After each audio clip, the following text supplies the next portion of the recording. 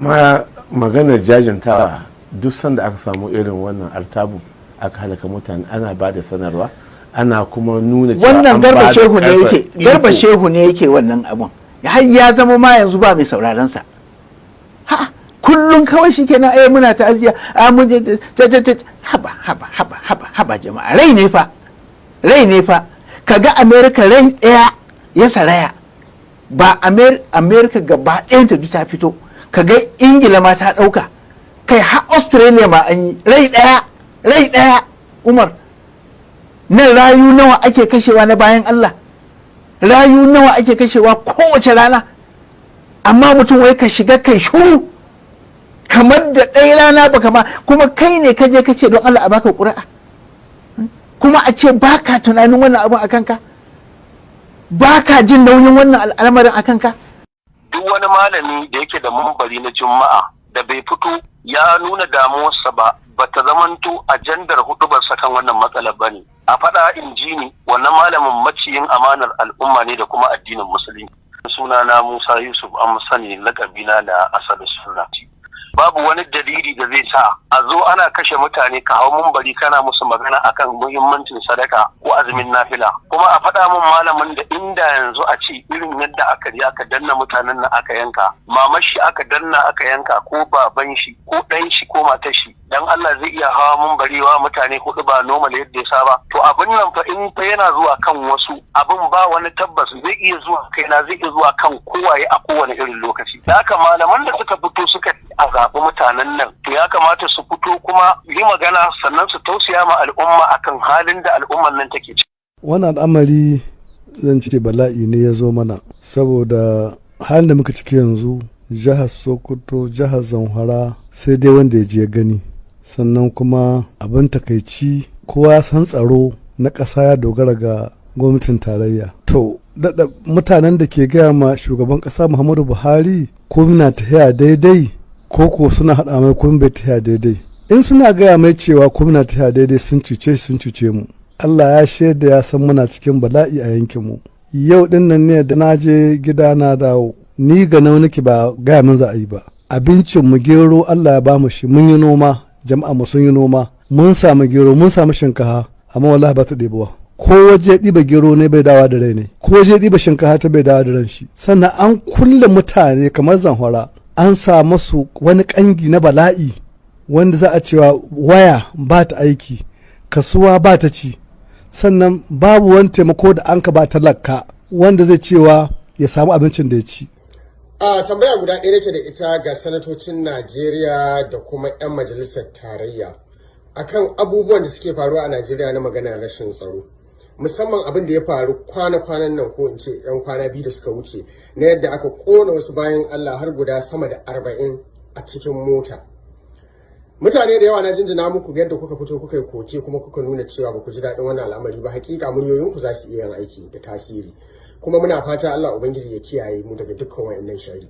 To amma tambaya ɗaya da nake son in yi shine wanda na san cewa da yawa ba su kalli nan ba ko kuma ba su samu damar yin magana a kai ba ni a matsayina na ɗan jarida tambaya ɗaya nake da ita ga shugabanni ko sanatocin Najeriya musamman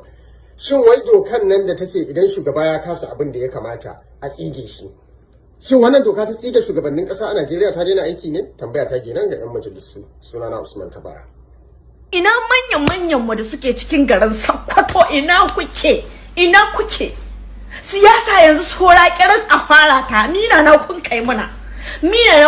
da zamu fito mu ce gashi abinda manyan mu sun kai mana mina na ba ku hitowa ku taimake mu ku sa mana securities ku yi fighting magani ba ku taho kuna daukar loudspeaker kuna magana ba sai an gama wannan ku hito lokacin siyasa me zamu muku shin ba mu da aikin yi sai taho mu rinka zaben ku ɗaya na aikin mu ba a cewa yanzu ga wani abubuwa da dai an ka hito sababbi waɗanda manya na sun ka hito da shi opportunity na da za a ce gashi talakawa su zo su babu shi nisa gaji da aka kashe mu kamar ɗiyan kwaɗi wai shi kenan ku tun da ɗiyan ku suna nan tare da ku cikin falo muna yan banza wallahi ku hito ku ɗauki mataki ko Allah shi ya san muna wallahi tallahi. Mun faɗi wannan magana mun maimaita kuma muna sake maimaitawa don ba ma jin tsoron ku Allah da ya halice mu muke jin tsoro. gwamnati tun daga shugaban ƙasa har zuwa ƙasa akan tsaro ba da gaske suke yi ba, babu sincerity, ba da gaske suke yi ba. Daga cikin misalin da zan baka, lokacin da aka ce a koma Kaduna jirgin sama ya rika tashi can, ba a haka ba, ba a sake ɗauke kowa ba daga wannan ranar. Aka zuba tsaro a kan hanya, kai ni wani uniform ɗin ma'aikata ma ban taɓa ganin irin shi ba, ko ba haka suke bin hanyar suna bi suna dawowa. Tun daga lokacin aka tsara hanyar lafiya lau, ashe ana iya yin tsaron inda su za a tsare. Jama'a kuna bayanta? Amma daga ran da jirgin ƙasa ya dawo kuma jirgin sama ya dawo, aka koma ba su da wale, ba su bin hanyar, sai suka kyale mu, kawai mu muka ci gaba da shan wahala. Sun kashe mana mutane bala adadin, don haka muna cikin juyayi kwarai da gaske. Wato ina kira ga gwamnatin tarayya da gwamnatin jihar Katsina, don Allah, don girman Allah su dubi talakawan ƙasar nan. Yanzu duk kewayen garin nan, duk kewayen nan tun daga mai gora zuwa faskari zuwa kadisau ba ka samun mace 10 wadda ta kwana a gidanta. Saboda haka kuma shanunmu an kwashe, yanzu nan garin an su taimaka su dube mu, su dome mu da idan rahama, su taimaka mana, su ba mu kariya. Saboda haka wannan abin ya dame mu kanmu, ba mu kwana gidajenmu. Yanzu haka mafi yawan mu daga wani wuri muka kwana, mun zo nan garin ne da sahi. Annabi ya ce ta yaya wannan al'umman za ta rabauta, ta yaya wannan al'umman za ta yi nasara. Jama'a muna fahimta?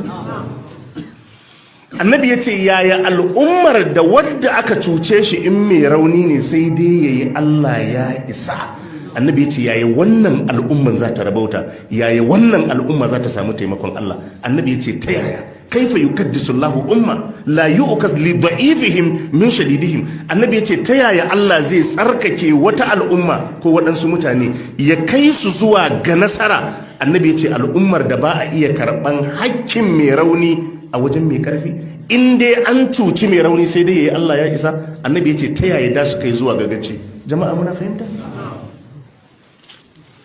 Man Nurdin ita fa bangaje ta aka yi, annabi ya faɗi wannan magana. Bangaje ta aka yi ta faɗi, ba kashe ta aka yi ba.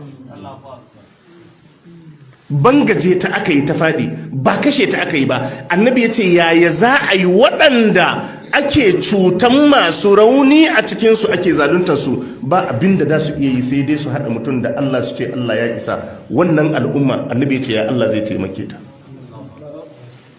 babu ƙarfin da zai iya fitar mata da hakkinta. To yanzu an kai ma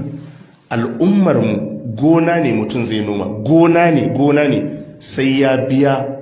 'yan ta'adda kuɗi kafin ya girbe gonansa. Sai ya biya kuɗi, abincinsa ne shi ya noma, sai ya biya ya je ya yanki, amfaninsa ne. Ku dubi yadda rayuwa ta zama, yadda al'umma suke rayuwa.